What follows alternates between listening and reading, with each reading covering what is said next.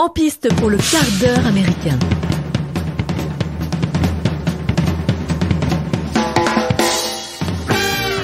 Bonjour les amis et bienvenue dans ce hors-série numéro 14 du quart d'heure américain consacré au film Énorme, sorti en septembre 2020 et disponible à la location sur Prime Video avec dans les rôles principaux Marina Foïs et Jonathan Cohen. Et attention, épisode full spoil. Et pour débattre de ce film avec moi, je suis accompagné d'une bière, d'Éléonore et de Mathieu. Bonjour, la bière.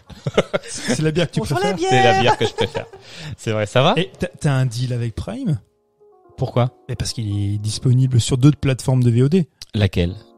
Ah bah moi je l'ai pris par exemple sur Canal, il y a sur Canal VOD. Non, il est disponible un peu partout. Hein. Ah bah d'accord. Oui. Non mais tu veux qu'on recommence l'enregistrement? Je veux pas qu'on recommence, mais je voudrais pas que les gens se méprennent on en dit en 3. disant que nous sommes non, alors Prime Video, MyCanal et par contre si Prime nous écoute, on veut bien être rémunéré par ça. par Prime Video. C'est un appel du pied aussi. Ce serait cool. Bon Mathieu, c'est un film au budget de 3 millions d'euros qui se fait passer pour une comédie, mais est-ce que ça c'est une comédie? Je te pose la question. Est-ce que ça c'est une comédie? Non, est-ce que c'en est une? Non, ça a été vendu comme une comédie. Effectivement, déjà par son casting. Donc tu as Marina Foïs, tu as Jonathan Cohen. Marina Foïs, même si elle a fait des films aux compositions un peu plus tragiques, ou dramatiques, elle s'est jouée sur tous les tableaux. Ouais. Voilà, elle a une grande palette de jeux. Jonathan Cohen est quand même très assimilé à la comédie de par ses vidéos sur YouTube ou même des films ou des séries. Donc quand tu vois la bande-annonce, il y a beaucoup d'éléments comiques qui sont mis dans la bande-annonce, tu vois ces deux acteurs-là, tu penses que tu vas voir une comédie. C'est là où en fait le film a été mal perçu, et il y a ce clivage énorme entre les gens qui ont aimé et ceux qui n'ont pas aimé du tout, parce que tu t'attends à voir une comédie, alors que non, on va dire, surtout dans son dernier tiers, on n'est plus dans un cinéma vérité proche du documentaire, et déjà de par sa forme. La forme du film, dans son cadrage, dans sa mise en scène, ça se justifie dans ce dernier tiers, mais pas dans l'ensemble du film. Dans l'ensemble du film, on est plus sur un territoire qui se faudrait comique, mais c'est pas toujours le cas. Voilà. Mais après, moi, pour le coup, j'ai beaucoup aimé. Je pense qu'on parlera probablement des polémiques qu'il y a eu autour de ce film. Oui, il y a eu des polémiques dans des émissions de télé, Quotidien par exemple, de Yann Barthès. Il y a eu une polémique, je ne sais plus avec quelle chroniqueuse. C'est Maya Mazurette. Voilà. Mazurette qui a une polémique. Qui a fait le buzz sur la promotion autour de ce film-là. Moi j'ai bien aimé ce film. Franchement, je savais pas à quoi m'attendre. Je pensais que c'était une comédie, vraiment. Je pensais que c'était une comédie. Alors oui, il y a des moments drôles, mais les moments drôles sont juste dans les dialogues entre Marina Foïs et Jonathan Cohen. Oui, il y a des fois des comiques de situation aussi. Tu vois, il y a des situations qui sont quand même comiques, mais qui sur l'ensemble du film, elles paraissent des fois. Enfin, quand tu prends ce film dans son ensemble, elles sont un peu anecdotiques. Après, il est assez instructif. Moi, qui n'ai pas d'enfant, surtout dans son dernier tiers, j'ai trouvé ça super intéressant et ça me donne pas envie d'avoir des enfants. En fait, toutes les scènes drôles se trouvent dans la bande-annonce. Totalement. Non, mais clairement. Donc ça reflète pas le film. Pas du tout. Et le film parle de quoi du coup, Éléonore? Alors le film parle de deux personnages, donc deux protagonistes. Il y a Claire qui est une virtuose du piano. C'est une véritable artiste. Ils ont la quarantaine tous les deux et avec leur train de vie, donc les concerts et les voyages, ils ne peuvent se permettre d'avoir un enfant. Et donc son mari Frédéric, donc qui est joué par Jonathan Cohen, est également son agent. Il fait tout pour elle et même beaucoup trop puisque ça va des prises de rendez-vous. Il répond même pour elle lorsqu'ils arrivent à l'hôtel. Donc il lui fait des courses. Il répond pour elle si bien qu'on a l'impression qu'il est clair et qu'il se substitue totalement. Elle s'efface et lui, il y a un peu, comment t'appelles ça, un surmoi de Frédéric dans l'histoire. Après, elle s'efface, mais volontairement. En fait, c'est ça aussi très intéressant et un peu ambigu, c'est que tu penses qu'elle s'efface parce que lui prend trop de place. Il prend trop de place, mais je pense que ça, en fait, ça donne l'impression que elle accepte ça parce qu'elle a aussi besoin de ça. Ça lui donne plus de liberté pour se concentrer uniquement sur sa musique, sur son art, et que lui, il gère tout. Et c'est un peu comme un accord, effectivement. C'est ça, ouais, c'est ça, c'est un accord. Et en fait, elle a pour te dire à quel point il prend soin d'elle, c'est que pour la détendre, elle lui fait des choses. Oui. Et là, dans le milieu, en fait, dans le style un peu comique, il se ne refuse rien. C'est-à-dire, toutes ces scènes-là sont montrées. On peut même, c'est très rare dans une comédie, j'ai un peu spolié, c'est très très rare. On voit, alors déjà, une scène de cunilingus. Une scène de cunilingus, c'est extrêmement rare parce que alors bon, on va dériver un peu sur le sexe, mais la fellation au cinéma, c'est quelque chose qui est assez courant. Le cunnilingus, c'est très rare. Ouais. C'est très rare. Et là, en fait, surtout dans l'intention de la détendre. C'est ça, dans l'intention de la détendre. En plus, la première fois, ça devient un élément comique. Mais la deuxième fois, ce n'est plus un élément comique. C'est que c'est leur quotidien, c'est leur manière de se détendre, qu'elle a besoin de ça. Et donc, on est vraiment dans quelque chose de concret de la vie du quotidien. Il y a quelque chose ici qui est très rare au cinéma, qui plus est dans le cinéma comique. On voit un sexe en érection. Oui. Ah oui, le sien. On voit le sexe de Jonathan Cohen. Alors, je sais pas si c'est une prothèse ou si c'est le sien. C'est une prothèse, c'est pas vraiment le sien. Mais même si c'est une prothèse. Oui, parce qu'elle l'abandonne sur un rapport, et il lui dit mais tu vas pas le baisser avec ça, et il joue avec ça. Rien n'est caché. C'est vrai que ça c'est. On nous montre tout. Oui. Rien ne nous est épargné. Et un sexe au cinéma, qui soit en prothèse ou non, c'est un sexe qui plus est dans une comédie.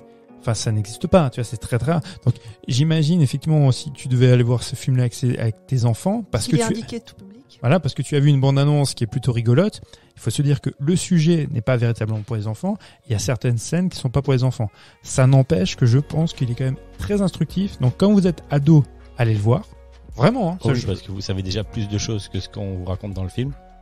Oui. Et puis, si vous avez tendance à faire votre sexualité à travers les sites porno, regardez ce film-là. Vous voyez comment on a un enfant, Si jamais ça dérape et si vous êtes les cons, regardez la finalité, quoi. Ah bah, sans déconner, moi je pense que ce film, c'est une bonne promo pour mettre des capotes. C'est contraceptif. C'est un film contraceptif. Et puis voilà.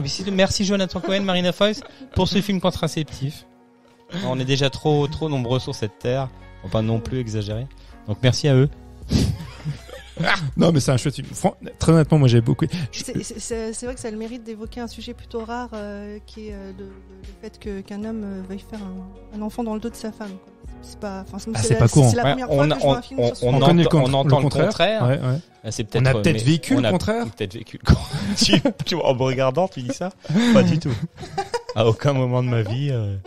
Peut-être une fois. Mais bon. De toute façon, je l'aimais pas. Non, mais les prestations, franchement, des deux, franchement, moi, j'ai rien à leur dire. Après, Jonathan Cohen, je sais pas. Je les croise demain. Ils sont bons. Ouais. Voilà. Très c'est pas un rôle de composition pour Jonathan Cohen. Non. Parce qu'apparemment, il est comme ça dans la vie, et d'après ce que j'ai entendu de ses proches dans des interviews, c'est quelqu'un qui arrive dans une soirée, qui s'efface pas. Tu vois, c'est quelqu'un qui est présent, qui raconte des blagues, qui aime être au centre de l'attention. Et j'en connais d'autres.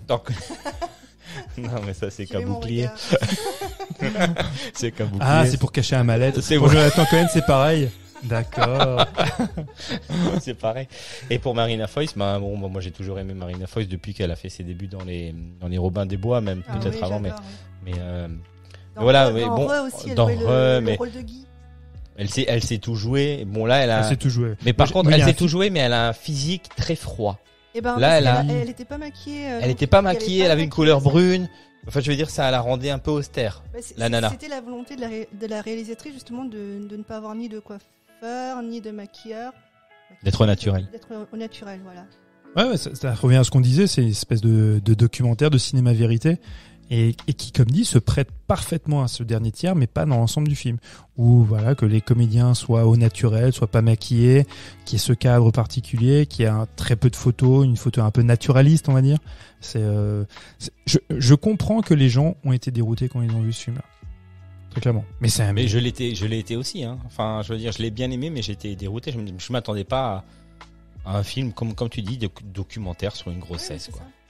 C'est ce dont on parlait tout à l'heure. En fait, tu peux avoir deux lectures du film. Soit la première, tu restes au niveau, enfin, un peu avec une vision premier degré en disant que c'est mal ce qu'il a fait Jonathan Cohen.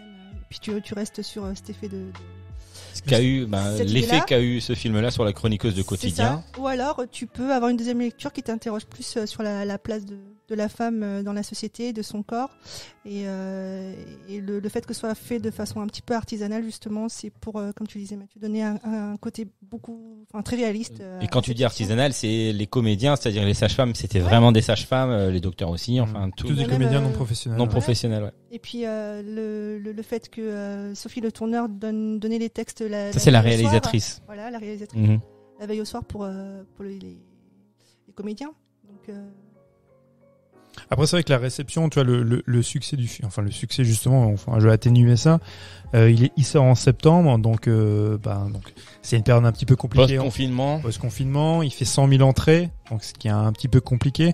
Il y a surtout que, tu vois, d'une semaine à l'autre, ça se réduisait énormément, tu vois. Oui, vu le confinement qui allait arriver. Vu le confinement, et puis le bouche à oreille a été très mauvais. Quand tu vois, en fait, la communication était mauvaise. Déjà, à l'origine, la communication était mauvaise. Après, je me mettais un petit peu à la place du distributeur. Comment tu vends ce film-là? Si tu vends ce film-là, et en sachant que tes comédiens, ce ne sont pas Marina Foïs, c'est pas Jonathan Cohen, c'est des comédiens qui sont inconnus ou des non professionnels ou quoi. Tu fais une espèce de documentaire fictionnalisé, tu vois. Et je pense que tu peux faire à peu près la même audience sans Marina Foïs et sans Jonathan Cohen. Parce que avec eux, le film devient déceptif pour une partie du public. C'est comme on a traité de disjoncté, c'est effectivement le questionnement qu'ont eu les producteurs sur comment communiquer sur ce film. Si c'était un film comique ou un film un peu plus. Oui. On peut faire un peu un parallèle là-dessus. Je pense qu'ils ont fait le choix de communiquer sur l'aspect comique, c'est plus vendeur. Aussi, dans le cinéma français, qu'est-ce qui se vend le mieux, qu'est-ce qui marche le mieux, c'est la comédie. Donc quand tu fais un film comme ça, où tu as Jonathan Cohen et Marina Foïs, tu as tout intérêt en tant que distributeur de le vendre parce que ça sert à rien de les caster eux si tu fais pas un film comique. Mais du coup, je comprends la déception d'une certaine catégorie de spectateurs. Ouais. Voilà. Après, pour la réalisatrice, d'avoir ces comédiens-là, ça lui permettait, je pense, d'avoir le budget, le financement pour faire ce film-là. Oui. Parce que ces films précédents n'ont pas été des succès non plus. Je connais pas les films précédents. En fait, elle a une vraie identité. Elle avait fait des films, d'après ce que j'avais vu. Il y avait La Vie Orange que moi j'avais vu, qui était plutôt sympa. Souvent en lien avec les femmes, les féministes, etc. Et, clairement. Et on le retrouve dans ce film-là, puisque Marina Foïs, dans une interview des Rock, avait dit qu'elle la comparait un peu à Mai Wen dans le côté aplomb et j'assume mes idées, je me fous de ce qu'on peut en penser. Et puis qu'elle n'hésite pas à piétiner toutes les conventions. C'est ce qu'on disait en off avec Eleanor, tu vois. Mai Wen, quand elle fait le film Mon Roi, c'est un peu le contre-champ, je trouve, de énorme, parce que dans le rôle de Vincent Cassel, Cassel, c'est comment on appelle ça? C'est un genre de pervers narcissique. Un pervers narcissique. Et c'est vrai que Jonathan Cohen, on pourrait l'assimiler un petit peu à ça. C'est quelqu'un qui manipule, enfin, d'une certaine manière, c'est une espèce de manipulation. Mais qui a manipulé une fois. Il y a une emprise. Oui, mais il a une emprise au quotidien, dans la routine du couple. Mais tu peux considérer que c'est une manipulation sur le fait effectivement de vouloir avoir un enfant et elle pas. Et donc, du coup, sans lui demander son consentement, il arrive à ses fins. Mais je veux dire, dans la vie quotidienne, tu peux pas appeler ça un pervers narcissique. C'est un mec qui a effectivement beaucoup de place dans la vie de couple. Il y a une espèce de consentement mutuel. Voilà, ça rend service à tout le monde. Elle a envie de se consacrer à son art. Donc, du coup, elle a pas envie de forcément faire de la com ou de parler à des gens. Donc, c'est lui qui s'en charge. En tant que femme, enfin, en tant qu'être humain, tu vois. Ah non, oui, non, bien sûr. Ouais. Mais bon, après, ça, c'est un débat sans fin, je pense. Et que nous n'allons pas alimenter maintenant parce que nous ne sommes pas suffisamment compétents. Et parce que nous n'avons qu'un quart d'heure. En fait, c'est pas un souci de compétence, c'est un souci de temps. On pourrait trouver la compétence quelque part, mais. Et donc, on n'a pas parlé du comment est-ce qu'elle fait Fred. Comment il a fait Fred, Fred, oui. Donc du coup, Fred, il allait voir sa maman.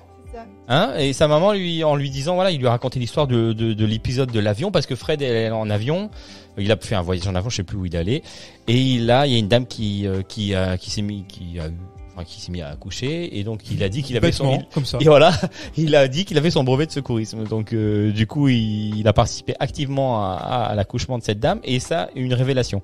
Donc il a eu envie d'avoir son propre enfant, donc il allait voir sa mère pour raconter cette histoire-là, et sa mère lui a dit, mais tu veux avoir ton propre enfant, mais bon, Claire, elle veut pas, donc voilà, la seule solution, et sur le ton de la rigolade, elle l'a dit, mais elle lui a suggéré, mais voilà, c'est une suggestion amenée avec un trait d'humour pour pas que ce soit trop intrusif, et lui a dit, écoute, t'as qu'à remplacer sa pilule contre une sucrète, c'est ça, qui a à peu près le même aspect qu'une pilule contraceptive.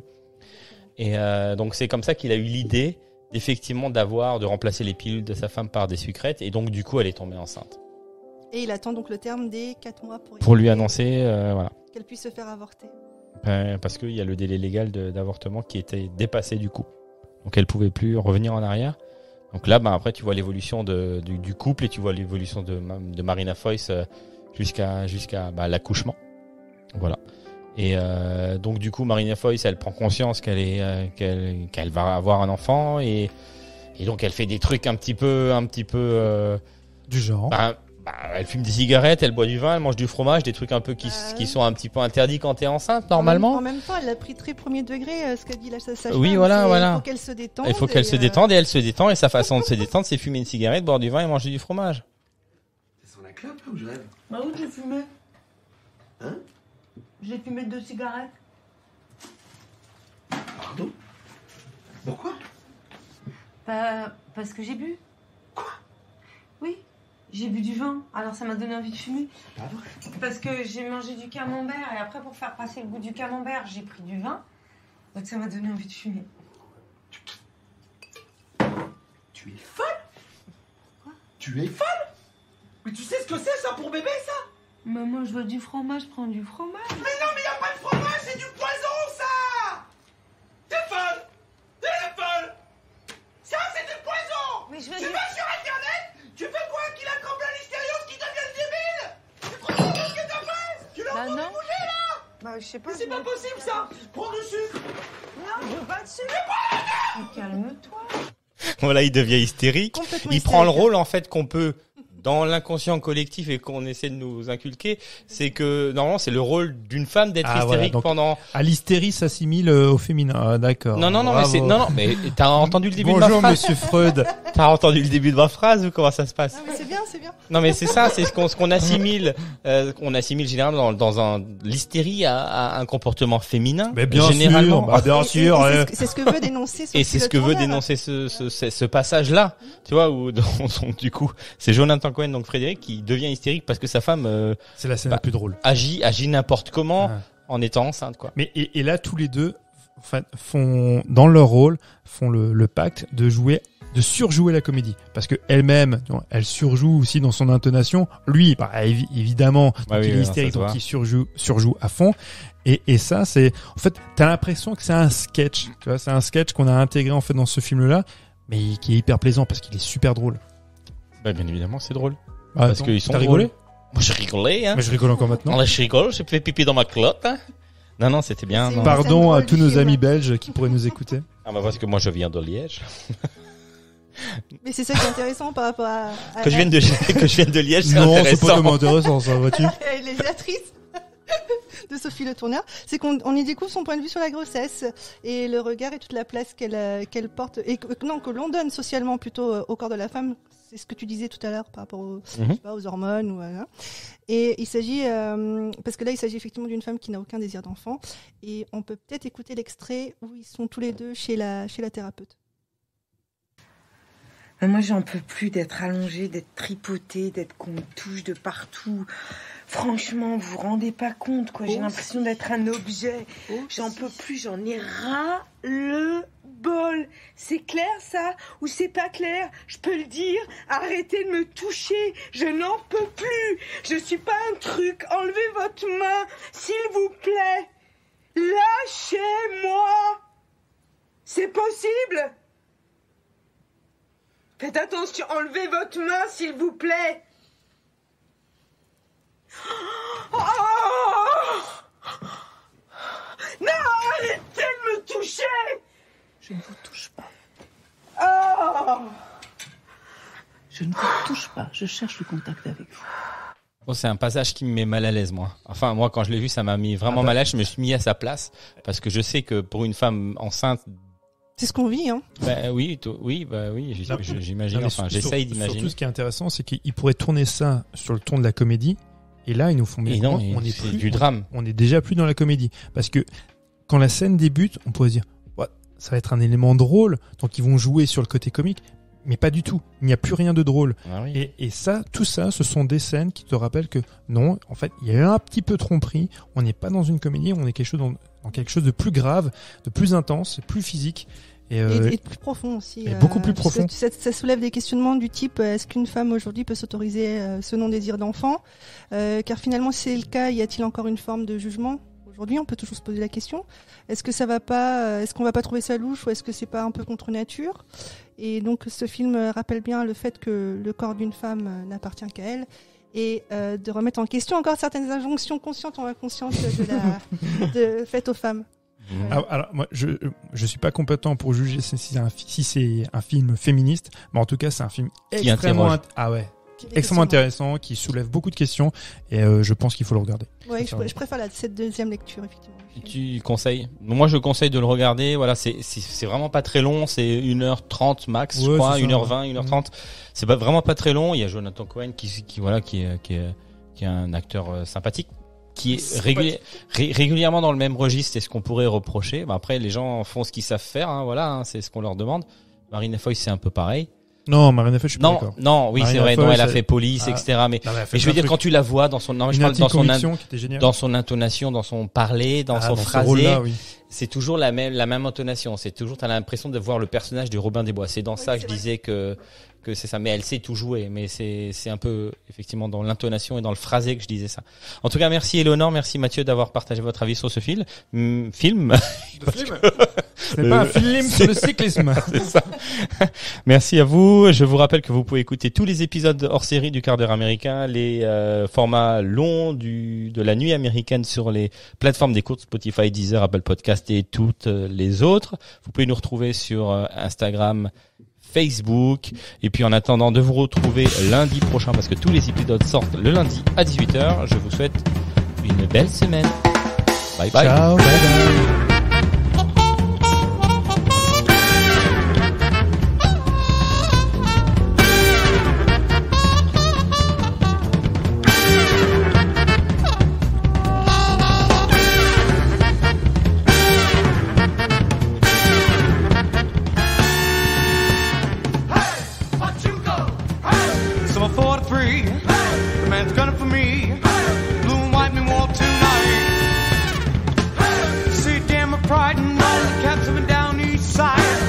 There's no place to hide. So I keep it.